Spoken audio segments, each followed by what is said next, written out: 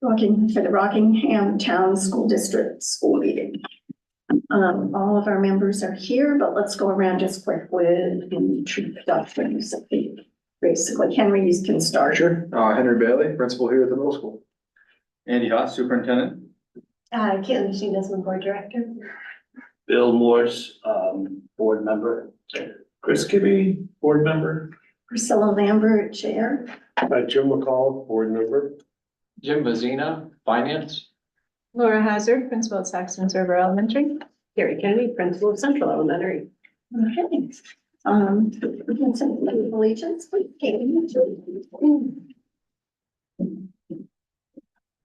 I pledge allegiance to the flag of the United States of America, and to the republic for which it stands, one nation, under God, indivisible, with liberty and justice for all. Any adjustments to the agenda? Seeing none, review and approve board minutes of January 23. Are there any corrections? There's one, Okay, Jim, on page 3, page 3. On the comments about the last year, the first sentence, it says, the impact from COVID on our students' performance is still consistent. And if, still with us, or still a problem or something like that, that rather than consistent, that's Yeah. is kind of, I don't mean to wordsmith, but that was And our student performance is still impacting our students. that would be the. It's changed to gist. impacting our students. Okay. Anyone else? I have- I'm sorry, I just wanted to note, we did skip public comments, but I don't think there are any. I'll go But back. yeah, so I just want. Thank you for telling me, I Sure. appreciate that. In the 1, 2, 3, 4, the 6th line down, well, it says in mine, where it says, thank you to our principals for keeping the board informed on the needs and programs. I think we should add the board, because they're keeping us informed. Anything else? If not, we'll accept the minutes as corrected. Let's go back to communication and public comments. Sorry, I apologize for skipping that. And I don't think there are any, but I just yeah, but we should ask. didn't want some of that. Absolutely. Okay, hearing none, we'll go on to reports. Finance is up first. Okay.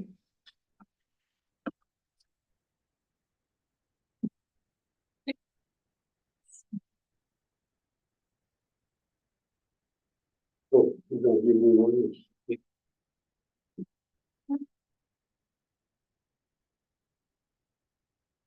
Did one out, nice.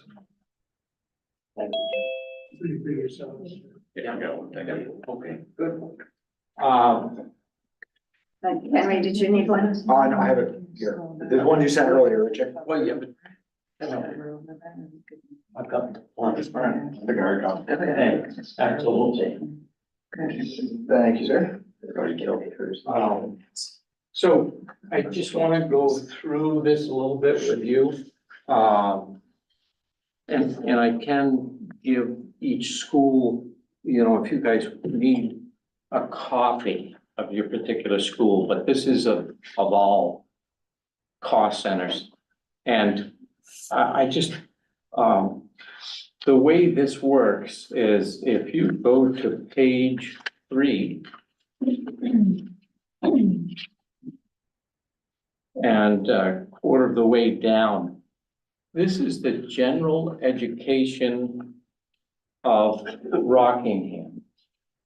And you'll see that there's 324,000 showing to the good. I mean, there's a positive balance. Now, why is that meaningful? Because the salaries piece should be locked and loaded and encumbered. So, I mean, it shouldn't change almost at all. The health benefits, again, the health benefits are like $130,000. And that probably won't change either. So this goes down by function, all the way through, right to the end, right to the last page, which is page 11. Whoops, excuse me, no. 13. Yeah. So on page 13, you'll see on the right-hand side, under budget balance, you'll see a figure of $968,426. Well, that's where we are currently. 5 months left to go. Some of the big items, other than contracted services, will be the principal. I mean, you've got almost $300,000 of principal that will go out in May. So how does this pare down? Well, I'm just gonna guess and say you should be about 400 to the good at the end of the year. Just as a ballpark and something to aim towards. The swing from where we were last meeting, where we were talking deficit. Well, in the SU, SU, we're still talking deficit. No, I understand that, but I think it was misunderstood that we were saying Rockingham may run a deficit next year, or Yeah. this year. Well, and again, I will say this, when the SU moves out some of their deficit, it will be picked up by some of your potential surplus. And again, right now it's a guess, but at least I think that enough to cover any shortfalls. The other sheet that I'm gonna give you is the the revenue. nice thing is we've got a total. Yes. You were able to get us a total here. Jim, I have a question about this, so. I mean, if currently the balance of the budget is 968. Yes. Yep. And you've got 260 up there that really should be encumbered in the principal. How in the world are they going to come out 400 to the good? Well, I'll just, so teachers, we take all teacher salaries. We've got $162,000 to, a surplus.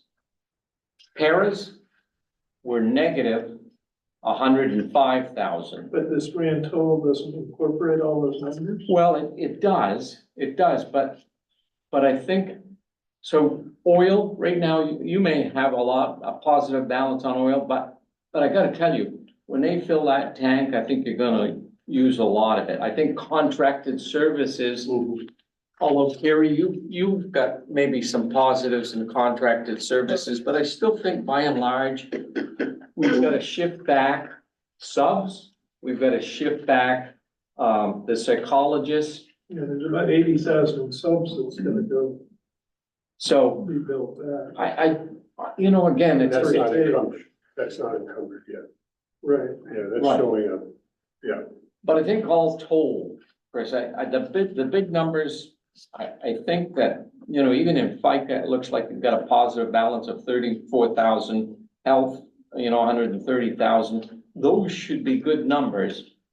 I think the other, where there's a budget, we may end up eating some of that. So, you may be right, maybe we'll end up with 500,000, but, we'll see.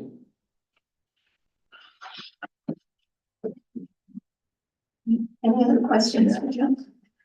I just want to get back the other one. the Sorry. revenue.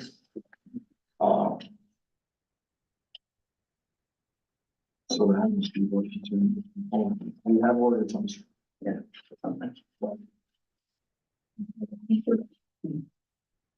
So, the revenue right now, we have, a positive balance in tuition of 42,000. And, by and large, I I think you're right on target. You will notice that when, they put in the journal entries for the SU balance, that they put in the wrong number, which will be corrected. I kind of crossed out that line, but,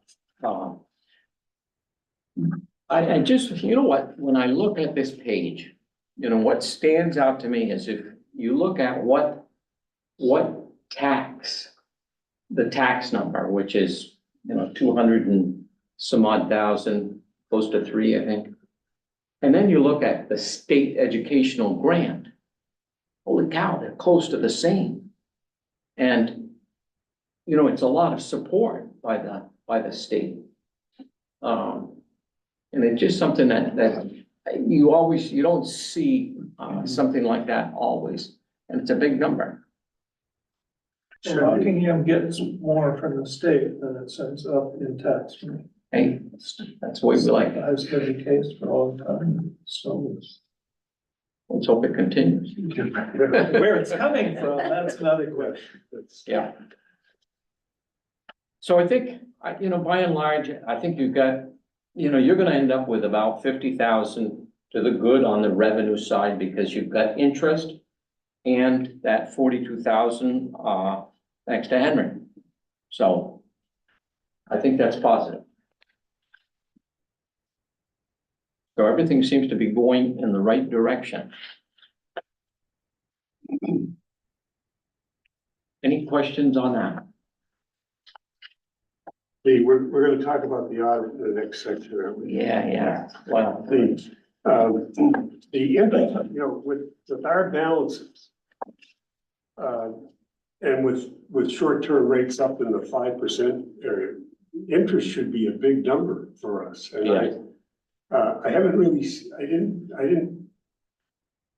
I want to take a look again as to how we get treated in 23, but certainly this year it should be a big number. absolutely. And, Because those are all going in a separate account, not in the general fund cash account. Those are going in a separate fund which earn a higher interest rate. and then you allocate it back to the schools based on that balance. Yes, yeah.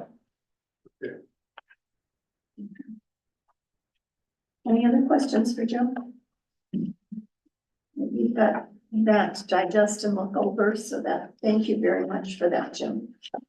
Okay, principals, let's start with Henry. Perfect. All right, well, I sent all you guys my principal's report, but I just wanted to highlight a few things on here. First thing I wanted to talk about was at the end of last week, we finished up our MAPS testing for the winter round, which our 7th and 8th graders were the only ones other than our new 5th and 6th graders that took the test. And the good news to report out was that there was growth across the board, but I really wanted to highlight our 8th grade math students. As you know, that's been 8th grade math's been a hard find for us, and I believe we have a really good teacher in there now. Looking at fall to winter, we were in the 82nd percentile for growth for 8th graders. So we went basically from the 40th percentile to the 48th percentile overall in math in 8th grade, and that's, you know, just from the fall to the winter. 48% in fell between the 41st and, you know, greater than the 80th percentile in the fall, and now we're up over 60% of our students are achieving in that 41st to greater than 80th percentile. So I haven't seen growth like that. We used Ames Web, which is another type of progress monitoring test where I came from in Keene, and that's I don't know, from a season fall to winter, that was a significant amount of growth for a group of students. So we were pretty happy, and we're celebrating our 8th graders with that growth there, and hoping that we can continue, you know, to get that over the 50th percentile come the spring. So that's the goal there. I also wanted to highlight our building ILT. We started off a little bit behind last year. We took a hiatus at PFMS when I kind of took over last year, so I got up and running, and when we got the team going again, you know, we're really taking a look at our targeted learning focus, which for us here, you know, we kind of have all students at Bellows Falls Middle School will demonstrate growth in their ability to effectively communicate across content areas using creativity and critical thinking within the school and broader community. So we call that like our teacher language. Obviously, if I read that to a fifth grader or an eighth grader, well, depending on some eighth graders, they'd probably be like, what? We also have that at the bottom of all of our newsletters and have for a while now. So what we're really working on is taking that as a team and working with our staff to create like a kid-friendly version, which we did. It's terriers are more than what you see, and it's the letter C for communication, creativity, critical thinking, and community. So what we're gonna do over the next couple of years is we're gonna focus on those 4 Cs. Specifically this year, communication. We felt like that was the one that our staff wanted to focus on the most. We started off this year with like a butcher paper activity, looking at what staff thought was most important to what we do here. And communication was the one that showed up the most. So we decided that we would take communication. We've been working with the AOE site to kind of find like a rubric that we could adopt. So grades 5 through 8, whether a student is in 5th grade social studies or 8th grade PE. These teachers, like it's a one size fits all type rubric that we could give to our students to kind of assess their level of the communication within the 3rd trimester of this year. So that was the goal, or is the goal, and what we're working towards. Our team hasn't met. Well, last month we were supposed to meet. We had a little weather impact that meeting, but we've been meeting with the district ILT, and we have some more work with Brett Bishop and Focus Schools this Thursday, actually out in Grafton. So we're looking forward to getting back together as a team and as a whole district to kind of work together to move forward and get some more ideas that I can bring back here with our team, and that we can help or have our students help us with create or make that like targeted learning focus come more into effect. Things like we have advisories in the morning. I want my advisories to kind of be able to create some kind of I say swag for the school, whether it's posters and stuff like that to kind of advertise this targeted learning focus. I want to get some of that artwork into our newsletters and stuff to kind of further sell like what we're trying to do here as a school. I think communication is big, obviously trying to build community, climate, culture here. I think communication will be a good start. I think it's important that our kids, no matter what grade they're in, 5th grade, like I said, 5th grade social studies to 8th grade PE, that kids can communicate in those subject areas, whatever that might mean. And that's for what the teachers will be kind of adopting their lessons to. So that's kind of outlined in my principal's report that I sent over, but I just kind of wanted to highlight those 2 items. So, this time, any questions or? Great. Any questions, Bill? Yeah, Bill. Henry, just out of curiosity, when you gave the percentage of growth for the 8th grade math students, is that the entire 8th grade, all the students? 61 out of the 68 students tested were in the 82nd percentile for growth from the fall to the winter. And Yes, that's all? that's all. Thank you. Yeah. Congratulations. Thank you. Yeah, no, it's done. Yeah, it's great. Thank you. Anyone else? No, thank you so much, Henry. It sounds like there's a lot of progress being made there. Carrie. Okay, so good evening, everyone. Central School has a total enrollment of 131 students. We just want to share, unfortunately, we have had a lot of impact negatively on the attendance because of sickness and things. So our annual attendance right now, or excuse me, our monthly attendance right now has actually been now to 88% for the last 30 days. So in the month of February, we're up to 93, so we're moving back up, which is good. And we're hopefully going to get caught up and healthier before the vacation starts. And I just wanted to shout out to all the teachers. We're working really hard to get the report cards ready. So just a reminder to families, the report card, the first semester closed last week. And then all report cards are going home on the 9th, so this Friday. So the students will be taking home their report cards. And a big shout out, it is school counselor, adjustment counselor week support appreciation. So thank you to Alexa Martins and Tamara Evanson, who are our clinician and counselor at our school. And they do so much to support our students. So we just want to appreciate them for all that they do. And a quick save the date, we have coming up our Rockingham 5K on Saturday, April 6th. So more details to come, but we thank you to the planning committee for this and their hard work getting sponsors and runners and donations for that coming up. And the final shout out quickly to Mark Ranganese, who's been our artist in residence this last 2 weeks. And our mural is called No Place Like Home, which is our theme this year. And you'll be seeing this woodwork, and he did an amazing job getting this ready. So the students all took part in painting parts of the mural, and it's an interactive piece. I can't do it justice right now, but I'll share a picture of it soon, and it is just a beautiful piece that's going up and be finished to share out. So a shout out to him and all of the work, and Jay Palmisano, who worked closely with him the last 2 weeks too. I'll leave it at that. Thank you. Any Questions or questions for comments? Carrie? No, thank you for all that information. We really appreciate it. Laura? Hello, everyone. Hopefully you received my report. We have 81 students. We just received a new kindergarten student today, so it's awesome.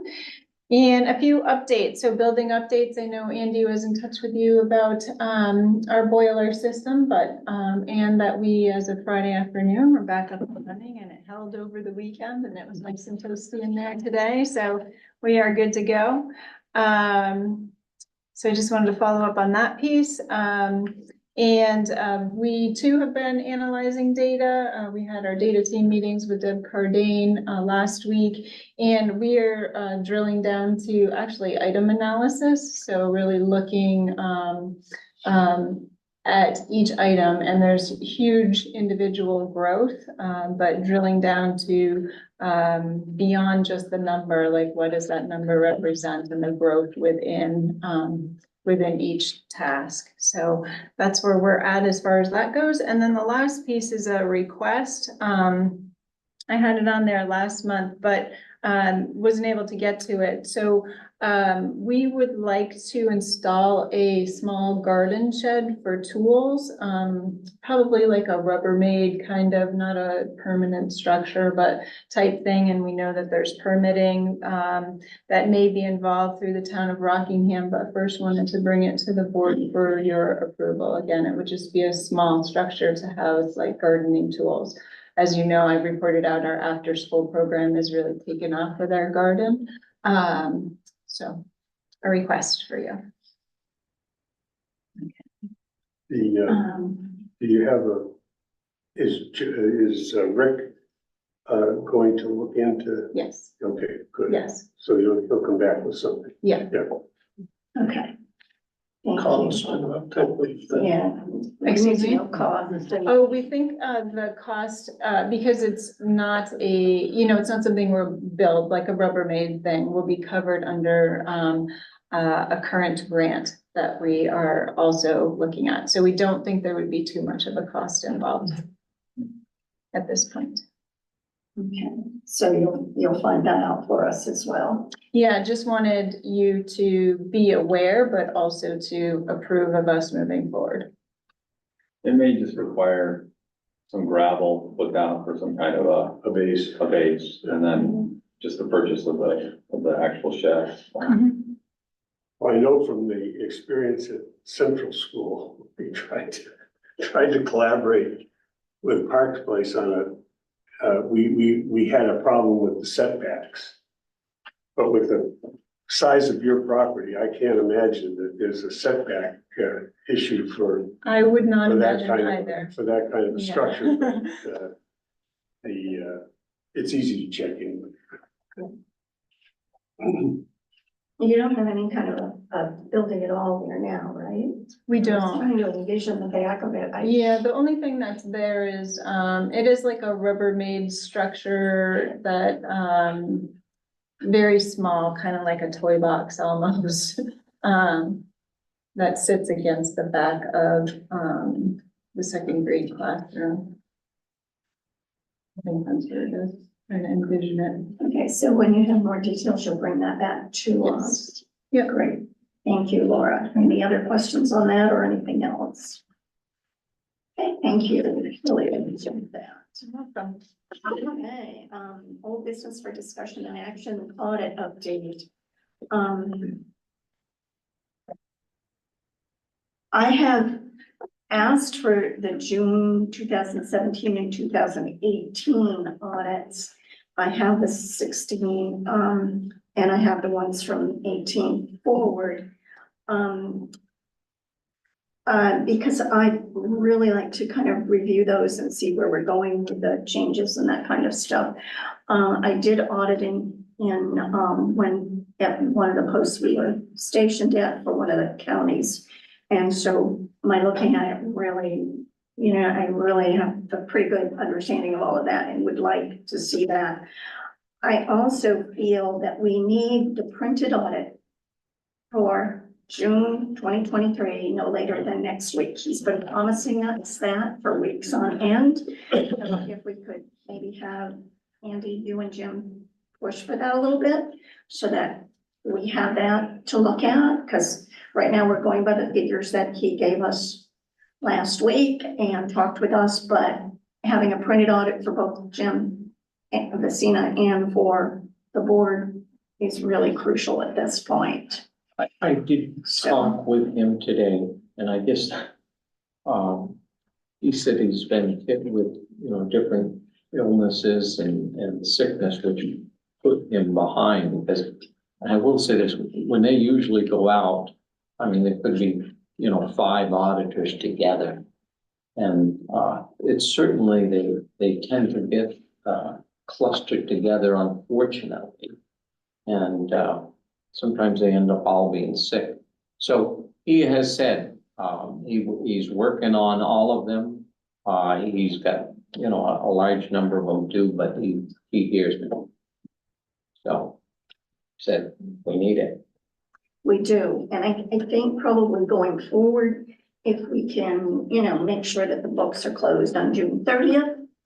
And that the business office is in good stead and they have everything finalized and everything done. The auditor should simply be able to come in and check things and be Yes. there. And so you have kind of put out a date of September 30th, and I think that really needs to be a firm thing for the board to be able to deal with those things. I think having that orderly closing out an audit, you know, allows the board to know what their balances are.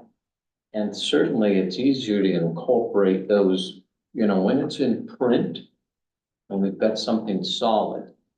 I just don't like to guess, and unless it's in writing, you're guessing. So I think somehow we've got to make that happen. I think closing the books and having yours in order is probably the first step, so. And I mean, with your new software this year, that probably should be an easier task. It should be. Jim? Well, I hear what you're saying, Priscilla, but the reality is that we have one auditing firm that audits everything around here, okay? And they will produce the document when they produce the document. And Jim can scream at him and Andy can scream at him, but the fact of the matter is, we'll get it when they give it to us. And it would be nice if there was a competitive environment. Yeah. Lots of auditing firms that are competing for the business, but they're not. And so we're against the proverbial rock in a hard place. So I do think our business office and Andy are urging our HR to come through, but it'll be what it'll be. I think that, you know, one of the things that I'm particularly concerned of is as you all remember, we received 815,000 something from the SU surplus from 2022. And when we got the numbers, the preliminary numbers, the other day, that number had come down to around 575,000. Correct. Okay, so I'm particularly interested in seeing what happened to those monies. I know there was a SU deficit. But I want to see a reconciliation of Yes. how that 815 became 575 or whatever the number was, but until we get the finished products, it's going to be pretty hard to do that. Well, that's why it's important for the business office to close their books June 30th next year and have all the stuff ready for them to look at. Jim has already said at the SU that he is planning to set it up so that they will have all of those things to the different boards by September 30th. And we will hope that that works.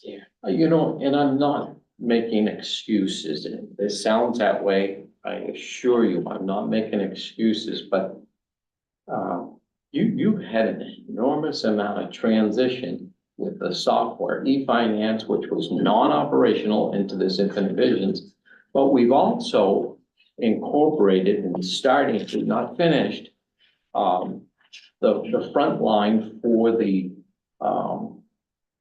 timesheet. And again, it may sound like, well, flip the switch, and it's not quite that easy. It's a process that we have to go through to make sure we're, linking up. We have an enormous number of timesheets that are used in the district. And this front line certainly incorporates accuracy and gets it in a timely way for payroll to incorporate. Not finished yet, but we're heading in that direction. And believe me, everybody is as frustrated not having that finished. I wish my wand wasn't so worn out. We know you're working hard on it. We appreciate what you're doing, so just know that. Anything else on audits? Is there anything else that any other information that you can give us, or anything else that we need to know? I don't think so. Okay. Okay. All right, then, anybody, any other questions? Okay, ESSER project updates, anything new on that, Andy, that we need to know? We have that on there just as a reminder and just as so we know, because sometimes those get pushed a little bit, sometimes. Yeah, no, something else. we're on schedule. I believe, projects are getting underway this month and into March. The roofing projects, for the middle school and central are more towards spring. The kitchen, I believe we're on way to, begin that soon. March, first week of March. The Hunter, their focus right now is on the high school, and so everything else got pushed off until, spring. I haven't gotten back, any bids on your extra work that you were looking to do, that masonry stuff. That's not ESSER, but it's just, Right. that piece. And then, Saxon's River, the entryway. This month, They're coming tomorrow to Steve and the construction manager are coming tomorrow to do a walkthrough. Okay, Oh, good. yeah, Steve Horton just got back from vacation, so I have not been able to check in with him, yet, because I'd rather him be out working with the different schools than sitting down with me and just giving me an update, so I apologize. Well, it sounds like. But everything's on track right now, so, should be good to go. Okay. So, that, just to confirm, that was, we were starting very soon on the roof, both central and middle school, and the safety entrance at, Saxon's River. And the kitchen at I'm Central. sorry. The kitchen And the Central. kitchen, yeah, I'm sorry, I forgot to say that, the kitchen is central. Thank you, yes, so all of those look like they're still on track. Yeah. Good, okay. What's the, is that a different, is the boiler, that's a separate item? the boiler? Yes, Yeah. Yeah, okay. So new business for discussion and action, I put on there the report of academic progress. The Vermont statute requires us to report out, progress, at least annually, the school to at least annually on student performance to community members in a format that the board selects.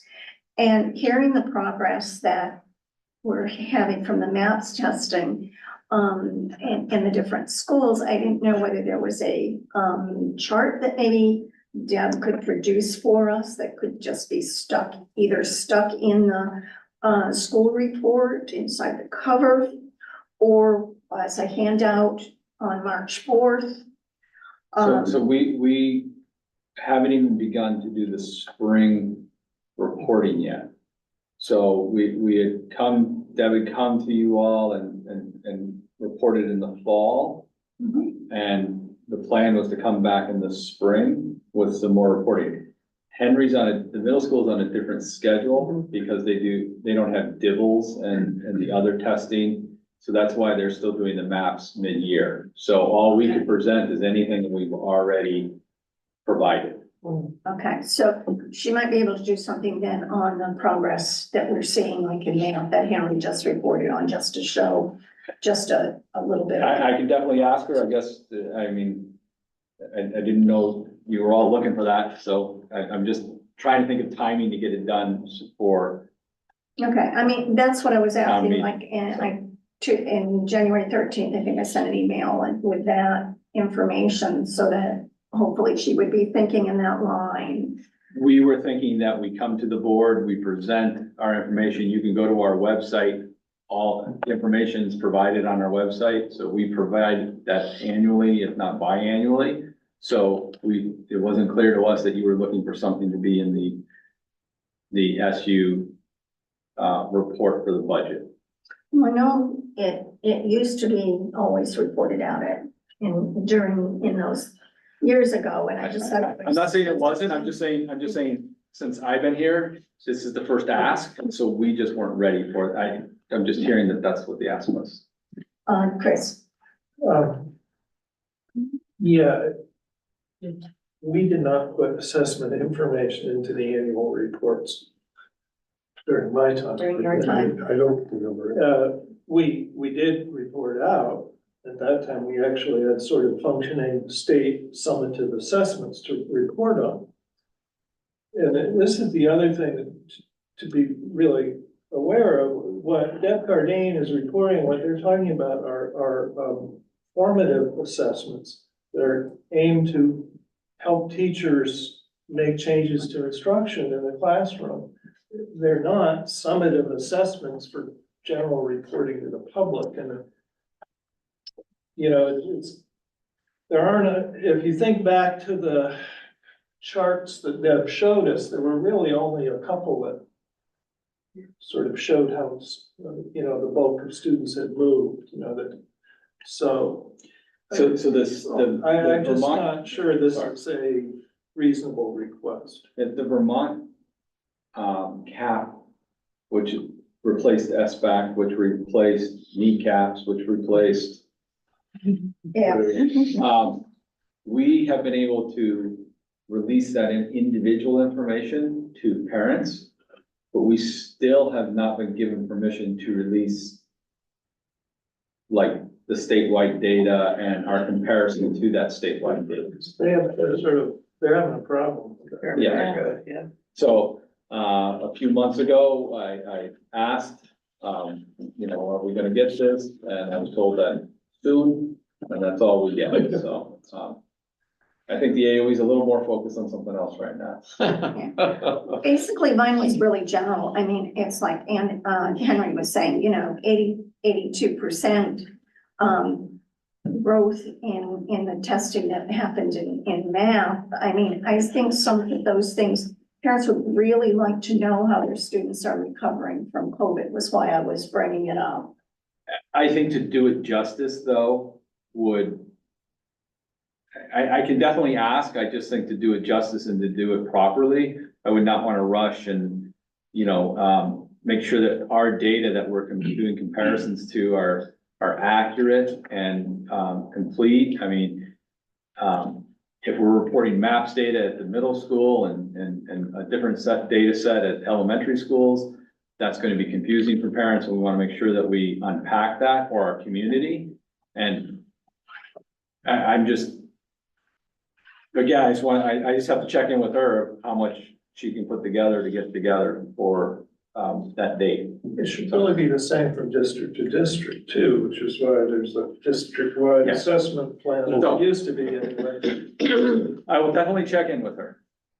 Yeah, just ask her whether there's anything that she would like to have reported out that, that's supportive and. Yep. Because I'm totally impressed with what's happening in our schools, and I would love for our community to be as impressed It, as I'm feeling. to be honest with you, it's very, we just had a conversation today. It's right now, because we focus so much on that individual growth, we're seeing tremendous growth. But how do you, student X, student Y, student Z, like, that's the problem, is like, so Okay, that's where our teachers are right now, is focused, especially at the elementary, is looking at that individual, student growth and, we are seeing some really good gains, and we're hoping that that translates into those state assessments, and any of the maps. I mean, it's exciting to see what's going on at the middle school here. I mean, when Henry, told me that news, I mean, he was beaming, and this whole staff should be beaming, for the progress that students are making. And, but like I said, I'll talk with Deb and we'll see what we can put together. okay, all right, thank you. Okay, any other questions on that? Okay, next is the SU bylaws. The SU bylaws have to go to each of the boards for their approval. So there was a copy of those sent to you this week. A committee, Cheryl Charles, Chris Kibbe, and myself worked on the bylaws and presented them to the SU for their approval to bring back to each of the boards. And you should have gotten those in your emails to look at. The action that we would need would be a motion to approve the bylaws. I'll make that motion. Thank you, Chris. There's a motion to approve the Wyndham Northeast Supervisory Union bylaws. Discussion. Jim? I'm opposed to approving these. Obviously, Chris and Priscilla and I have been at the SU to hear these discussions, so Bill and Caitlin, it's kind of new to you, but the issue that I have is, if you've got that thing in front of you, it would be Article 8, it's on page 3, at the bottom of page 3. And it's the second paragraph. Which is it says the supervisory union may establish an executive committee consisting of the chair and the chairs of the constituent boards or their designees.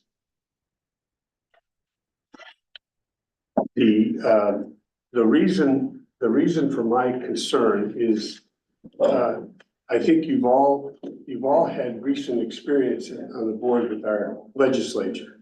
How they pass bills. They don't do a very good job. They don't really understand them. When they pass the supervisory union board, Chris Kibbe might be able to give us some background on that. But it appeared to me that I wasn't here.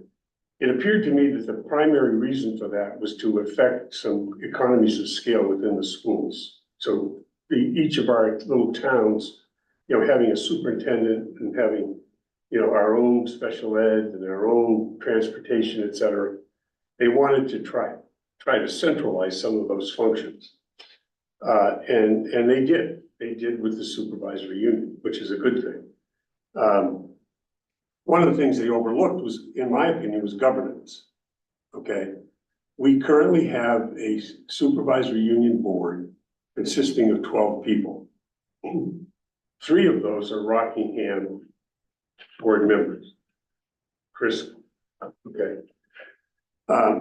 So 3 of the 12 are from Rockingham.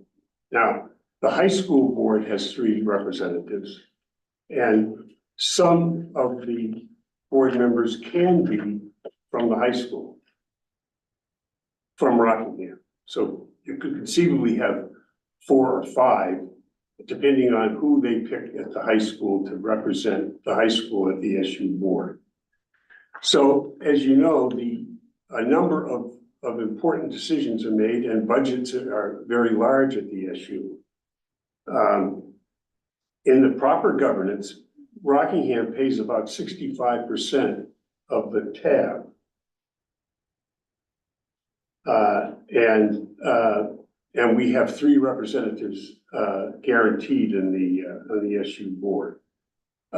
If you look at the high school, the Union High School, Rockingham has 5 of the 10 members. Not a majority, but 50% of the board. And that's the way the SU should be too. Governance wise, the SU board should reflect that number, but it doesn't. And they're not gonna change it. This language here basically says that that this executive committee will be the chair of the SU board plus the chairs of the other 3 boards, Rockingham High School and Athens Grafton. So in terms of this executive committee, the way that's written, we would have 1 of 5 guaranteed. Last year, there was only 1 of 5. Okay, this year, I think there's 2 of 5 because the high school board has a Rockingham chair at this point. My feeling is that Rockingham should have at least a 50% representation in this committee. And so the fact of the matter is the part that I don't have any objection to having an executive committee. It's provided, in fact, in section 10 of the document on page 5.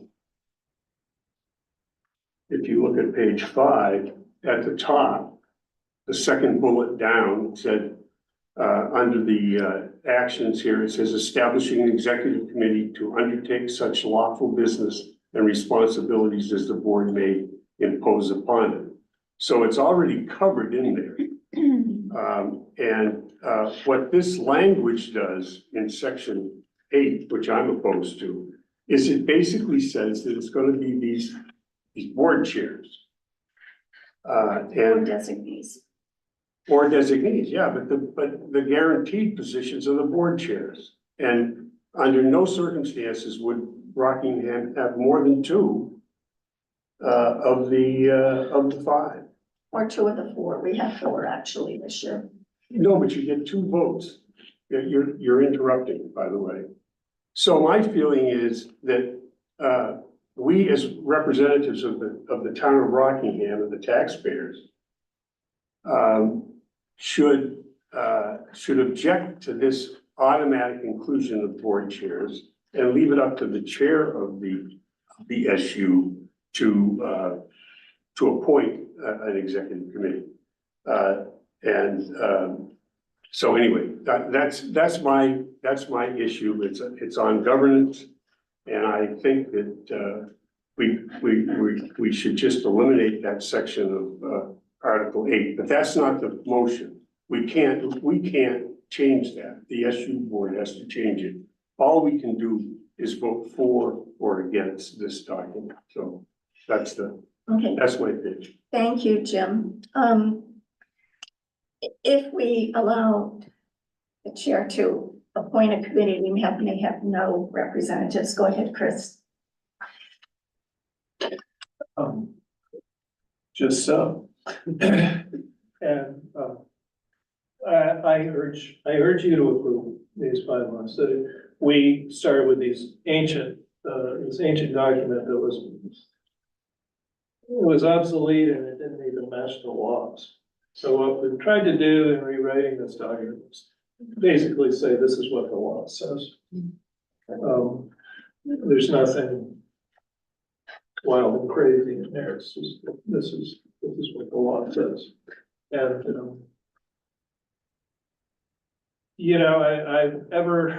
I've been listening to people from Rockingham complain about the composition of the SU board since I came into this district.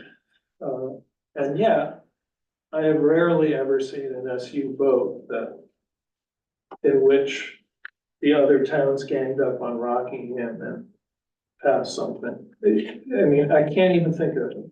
And I've been involved in most of the SU votes over the last 20-some years. So or at least as expected. So, you know,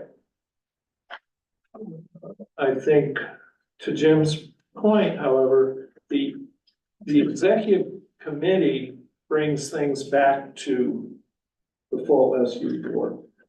They don't. Right. They don't have authority to take actions by themselves. That's one, I think, you know, check and balance there. The custom has always been to have the board chairs be are the executive committee, and that's kind of in part where this is born, but at least it guarantees some participation by each of the districts. I think, you know, at this point, there are only the 4-member districts. So, you know, if Rockingham wants 3 out of the 4, that means a couple of districts are gonna be out in the cold. So, you know, I just don't think that, I understand Jim's point. I think it is important that Rockingham members be on the executive committee. But you're just not through this document gonna get, or through the current law, which there's no interest in changing composition of SU boards. It's been in the law for decades. Never even been a mention of changing it. It's not perfect, but I think it's the best we can do, given the current setup, and at least it guarantees some participation from each of the districts, which I think is a good thing. Also, a lot of the things are done more by consensus. I know any committee that I'm on, I always try to push for consensus rather than having to take a vote as much as possible. There are times when you end up having to take a vote, but if possible, by consensus. I know we had an issue with the SU last year that the other 3 were agreeing one way and I was disagreeing based on Rockingham's position in it. And when it came to the boards, the board, for the whole board to decide, we argued that, and Rockingham did when our argument at that point. So it's a way of having the committee be mixed. As Jim McCullough here says, it does allow establishing it, but if you have the board establish it, we're not guaranteed any seat at all. So at least by having that in there, and that follows the law as well, then we do have a say in the situation. And I know the committee worked really hard to get to this point. So, any other discussion? Okay, so I guess we'll call the vote. Jim? No. Caitlin? Yeah. Bill? Yes. Yes. And I vote yes. Okay, so that's passed. And I did hear you, Jim. Thank you for speaking for us. I put the SRES Boiler on here for possible action, because I didn't know if we as a committee wanted to look at the fact that this is a expense that we can take out of our capital reserve fund. So whether we wanted to do something about doing that. We don't have a cost yet, so I would ask that we wait until we get a final cost to bring to you. We should definitely schedule an agenda item though for in June, when we have a total of capital costs that we've made across the district, and then we could have a single vote about allocating capital funds, capital reserve against all of those, and just do it one time. It's a good It has to be suggestion. done in this fiscal year.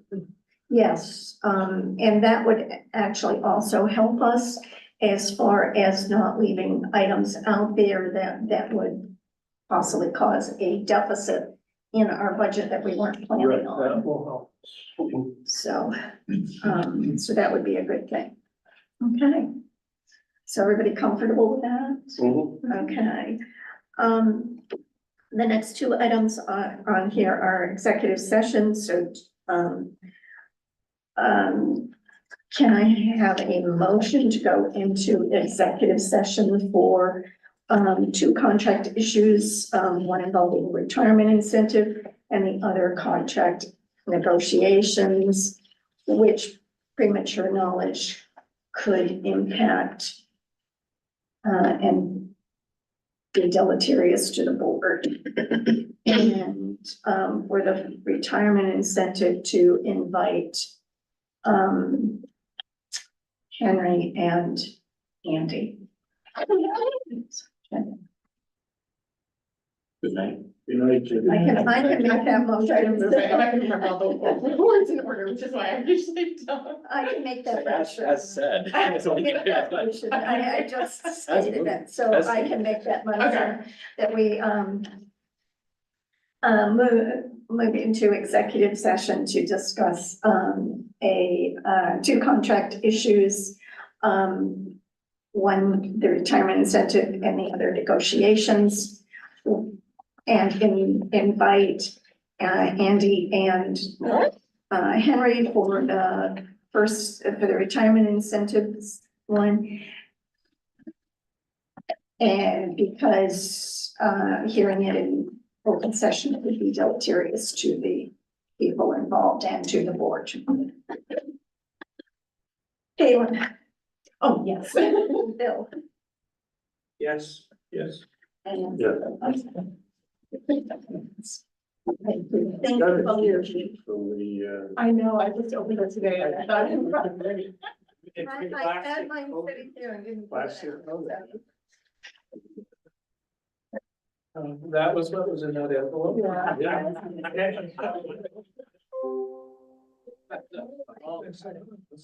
Yeah, we should leave it here in the room. Leave a copy. Yeah. we all got copies. Thank you, both of you, for all that you do. Thank you. Hang on. Good job on the boiler.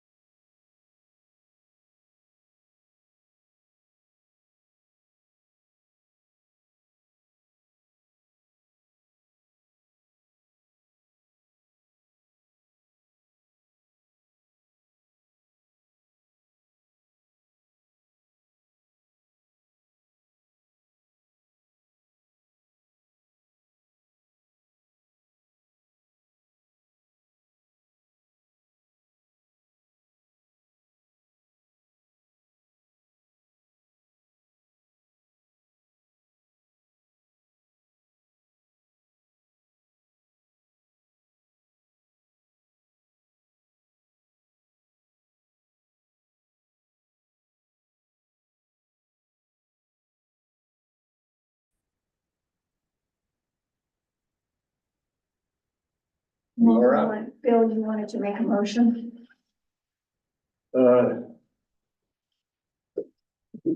I'll make the motion, but again, it's not 100% clear whether this is a legal motion because the motion has to come from somebody who was on the prevailing side. No, it doesn't. Well, okay, I'll still make the motion, but I'm saying I was on council and this came up a number of times and you needed to have somebody on the prevailing side come in and make that motion, but sure, I'll make the motion that the waiver for the teacher in question be granted.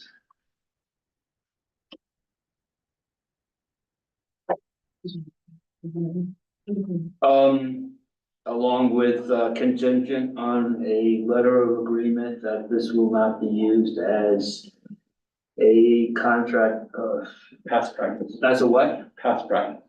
Past practice situation. Is that all right, Andy? Okay, so there's a motion that, The language, not the legality. So the motion is to grant the teacher who has requested retirement be granted a waiver on the submission date of October 1st. And that it be contingent upon the association agreeing to in writing that this does not set a precedence of past practice. Thank you. Does not set a precedent of past practice. If you're okay with that. That's fine. Okay. That's music to my ears. okay, so the motion is that the teacher that retired, applied for the retirement incentive be granted a waiver on the submission of the date of October 1st application.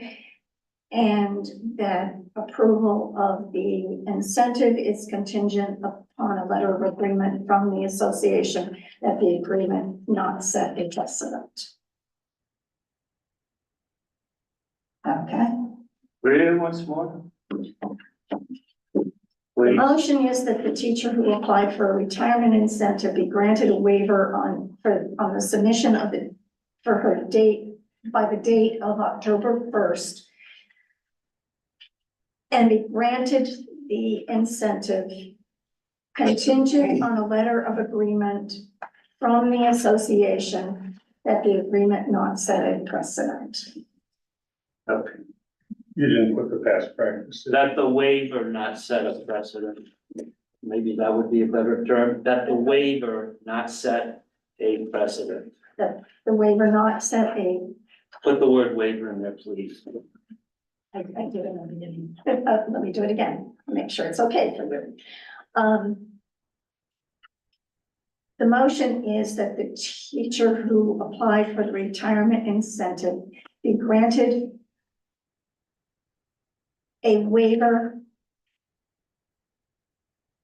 on the submission date of October 1st and be granted the incentive contingent on a letter of agreement from the association that the agreement not set a precedent of waiving. That the waiver not set a precedent. Jesus That Christ. the, That said waiver not set a precedent. that said waiver Not be used Not- to set a precedent.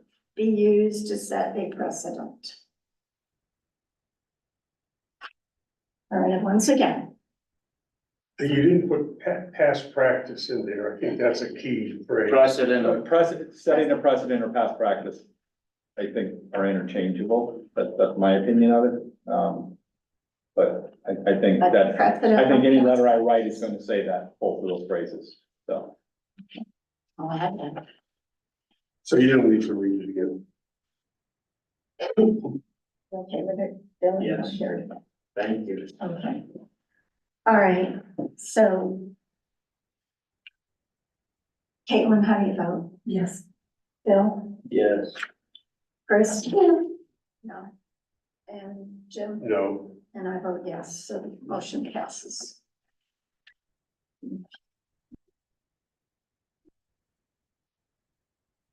Director's comments, Jim, Nothing. Caitlin? Nothing. Bill, Have a good rest of the evening, everyone. Chris? Thank you. A lot of hard decisions. Thank you. People have a right to Thank you, know where their Mary. money is and it's being taken care of, and I appreciate this board for doing that. Jim McCullough and I are both running for seats on the board, so please cast your ballots. The reorganizational meeting date and time is to be determined. Adjournment at 7:40. Thank you.